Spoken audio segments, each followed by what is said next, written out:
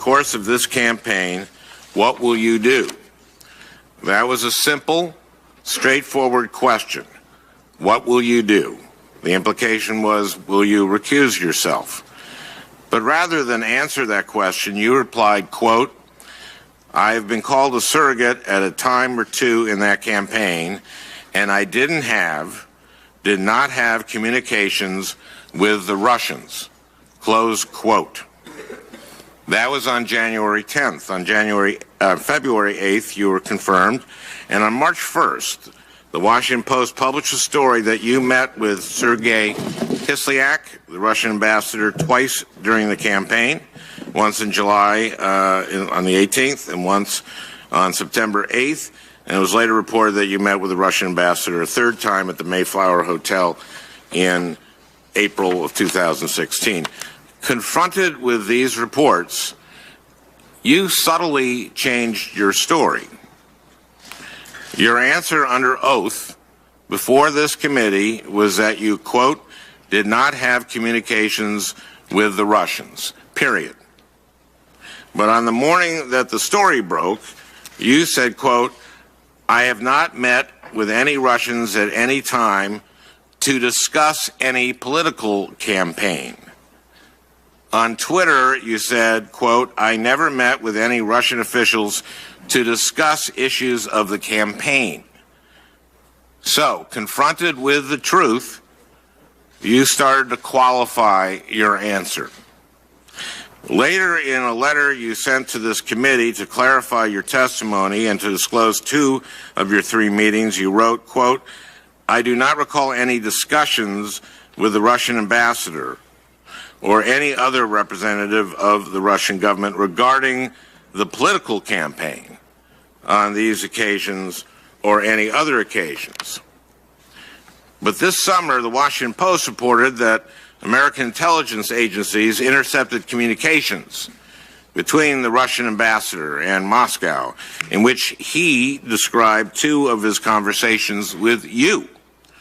The April meeting at the Mayflower Hotel and the July meeting at the Republican National Convention. Citing both former and current U.S. officials, the intercepts reportedly indicate that you had, quote, substantive, unquote, discussions on policy matters important to Moscow. According to officials familiar with Russian intelligence reports, the ambassador was well known for accurately relaying his interactions with U.S. officials back to the Kremlin. Attorney General Sessions, in response to this report, the Justice Department declined to comment on the veracity of the intelligence intercepts, but DOJ did assert that you did, quote, not discuss interference in the election, which is also how you describe your communications to the Senate Intelligence Committee. So again, the goalpost has been moved. First it was, I did not have communications with Russians, which was not true. Then it was, I never met with any Russians to discuss any political campaign, which may or may not be true. Now it's, I did not discuss interference in the campaign, which further narrows your initial blanket denial about meeting with the Russians. Since you have qualified your denial to say that you did not, quote, discuss issues of the campaign with Russians, what, in your view, constitutes issues of the campaign? Well, let me just say this without hesitation, that I conducted no improper discussions with Russians at any time regarding a campaign or any other item facing this country. Okay, how do you know? I want to say that first. And that's been the suggestion that you've raised and others, that it was somehow we had conversations that were improper. May I suggest that... No. You had a long time, Senator Franken. I'd like to respond. Okay. I think I have a... Well, note that Senator Cruz went 2 minutes over, so I don't want... they're going to cut me off, and so I want to ask you some questions.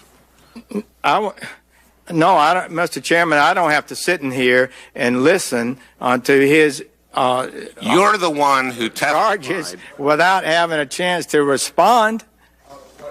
Give me a break. Okay, thank you. Go ahead. Take whatever It time. was not a simple question, Senator Franken. I'm sorry? It was not a simple question. The lead in to your question was very, very troubling. And I answered to you in a way that I felt was responsive to what you raised in your question. Let me read it to you. You said, CNN has just published a story, meaning that day, while we were in the hearing, that none of us had heard about. Keep reading. And I'm telling you this about this news story that's just been published. I'm not expecting you to know whether or not it's true, but CNN just published a story alleging that the intelligence community, that's of the United States of America, provided documents to the president-elect last week that included information that, quote, Russian operatives claim to have compromising personal and financial information about Mr. Trump. You went on to say these documents also allegedly say, quote, there was a continuing exchange of information during the campaign between Trump's surrogates and intermediaries for the Russian government. Now, again, I'm telling you this as it's coming out, so you know. But if it's true, it's obviously extremely serious. And if there's any evidence that anyone affiliated with the Trump campaign communicated with the Russian government in the course of this campaign, what will you do? So, taken aback by this dramatic statement that I'd never heard before and knew nothing about, I responded this way. Senator Franken, I'm not aware of those activities. I have been called a surrogate a time or two in this campaign, and I did not have communications with the Russians, and I'm unable to comment on it. I don't think that can fairly be interpreted as saying I never had conversations with any Russians. It was referring directly to the suggestion that there was a continuing exchange of information between Trump surrogates and intermediaries for the Russian government, which did not happen, at least not to my knowledge, and not with me. And that's why I responded the way I do. And I'm disappointed. Yes, you can say what you want to about the accuracy of it, but I think it was a good faith response to a dramatic event at the time. And I don't think it's fair for you to suggest otherwise. 3 minutes and then finish? He took more than 3 minutes. No, he didn't. Yeah. He took about 2.5.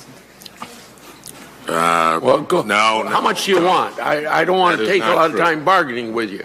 Well, I didn't take as much time as Senator Franken took. Go. Hey, let me just deal with Senator Franken. 3 more minutes, please. Okay. First of all, you said I did not have communications with the Russians. This was about ongoing communications. You had 3 communications with Kislyak. And now you can't recall, with answering Senator Leahy, you can't recall whether you discussed what you discussed with Kislyak. What I would say to you is, please. Okay, go ahead. You go make a lot of allegations, Senator. It's hard for me to respond to them in the time I've got. Can I have a little bit more time? Okay.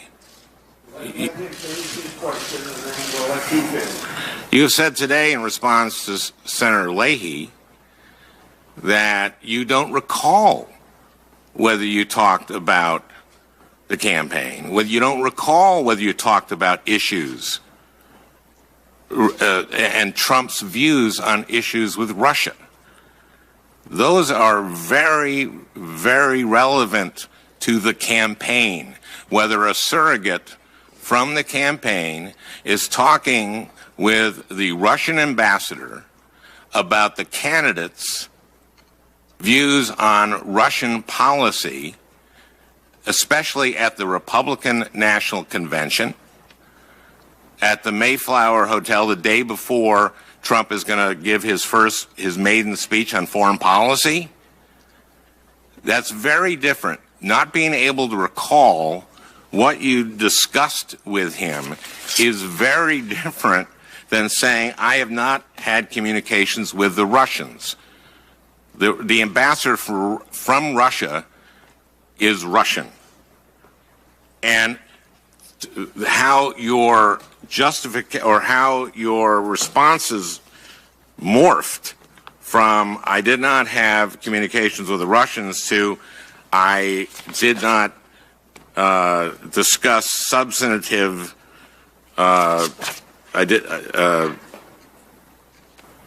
did not discuss any the political campaign, and then finally going to I did not discuss interference in the election. That to me is moving the goalpost every time. And we're starting off with an extra point, and by the end we're going to a 75-yard field goal. If it has to be us, saying I didn't discuss interfering with the election is your last statement. That's a very different bar than I can tell you I did not meet with any Russians. Relatively short answer. So he gets to do about 10 minutes improperly framing this subject, and I'm given a short chance to respond? Proceed, please. But then we're going to You're call on spinning, Senator first Stats. and foremost, Senator Franken, you and I have had a good relationship on this committee. I would tell my colleagues, I think most of you know, I've committed myself to a high level of public service, to reach the highest standards of ethics and decency in my service, to be honest about things that I say. And so you have now gone through this long talk that I believe is totally unfair to me. It all arose from this question. When it was charged that these documents allegedly say, quote, there was a continuing exchange of information during the campaign between Trump's surrogates, as if all of them, Trump's surrogates, and intermediaries for the Russian government. Isn't that what you said? You're shaking your head. Don't all Trump's surrogates. It said Trump's surrogates. Didn't say some of. It said his surrogates. And I felt a need to respond. And I responded on the spot. We've been 6 hours in the hearing, the end of the day, and I said, I'm not aware of those activities. And I wasn't, and am not. I don't believe they occurred. And I said, I have been called a surrogate a time or two in that campaign, and I did not have communications with the Russians. I'm unable to comment on it. I was talking about as a surrogate in the campaign. I didn't have a continuing series, a continuing exchange of information. So now everything else, so now you take that to say if I ever met with a Russian, I've not been candid with the committee, and I reject that. Senator Sass. General, thanks for being here. There was some drama there. Sorry to have added to the drama and distracted you for a minute. I was paying enough attention there that I dumped a Dr. Pepper on Senator Cruz. So that's what was distracting us on this side of the dais. I would like to continue.